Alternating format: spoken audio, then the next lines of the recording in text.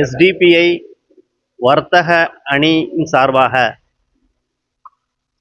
மாவட்ட தேர்தல் அதிகாரியை இன்று சந்தித்தோம். பல்வேறு கோரிக்கைகளை, வணிகர்கள் சந்திக்கின்ற பிரச்சனைகளை எடுத்து சொல்லியிருக்கிறோம்.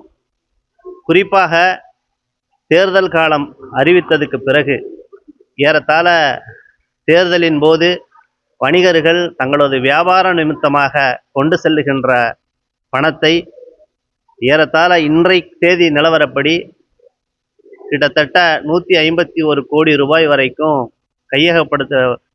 பிடிபட்டதாக அறிவித்திருக்கிறது தேர்தல் ஆணையம். ஆனால் இதில் பெரும்பாலான பொருளாதாரம் வணிகர்கள் சார்ந்ததாக இருக்கிறது. எனவே 50,000 ரூபாய் என்ற அந்த வரையறையை மாற்றி 3 லட்சம் ரூபாய் வரைக்கும் அதை உயர்த்தி தரணும். அதே போல் இது போன்ற அதாவது தேர்தல் காலகட்டங்களில் கூடுதலான வணிகர்கள் எவ்விதத்திலும் பாதிக்காத வகையில் தேர்தல் ஆணையத்தினுடைய வியூகங்கள் இருக்க வேண்டும் என்ற கோரிக்கையை வைத்திருக்கிறோம். இதில் கூடுதலாக இன்னொரு கோரிக்கையும் வைத்திருக்கிறோம்.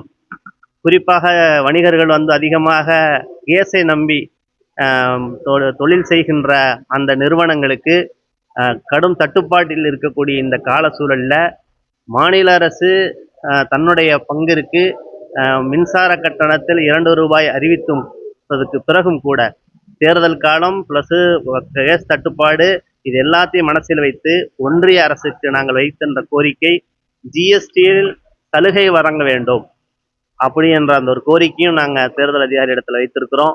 இது நியாயமான கோரிக்கை. கிட்டத்தட்ட ஒரு 50,000 ரூபாய் இன்னைக்கு கொண்டு போய் ஒரு பொருளை வாங்கணும் அப்படிங்கிறது நடைமுறை சாத்தியம் இல்லாத ஒரு விஷயம்.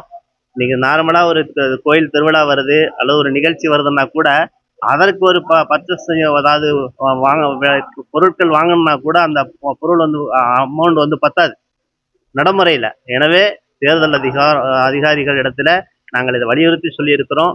எல்லா காலகட்டங்களிலும் வணிகர்கள் மாநிலத்தினுடைய வருவாயை, மத்தியனுடைய வருவாயை உயர்த்துகின்ற வணிகர்களுக்கு எது வந்தாலும் வணிகர்கள் பாதிப்பார்கள் என்று சொன்னால் அது ஏற்புடையது அல்ல என்பதைத்தான் சிபிஐனுடைய வர்த்தக அணி சுட்டிக்காட்டி இருக்கிறது. எனவே தேர்தல் ஆணையம் இதை கவனத்தில் கொண்டு 50,000 ரூபாய் என்கின்ற இலக்கிலிருந்து 3 லட்சமாக உயர்த்தப்பட வேண்டும் என்ற கோரிக்கையையும், ஜிஎஸ்டியினுடைய வரியில சலுகை அளிக்க வேண்டும் என்ற கோரிக்கையும் நாங்கள் முன்வைத்திருக்கிறோம்.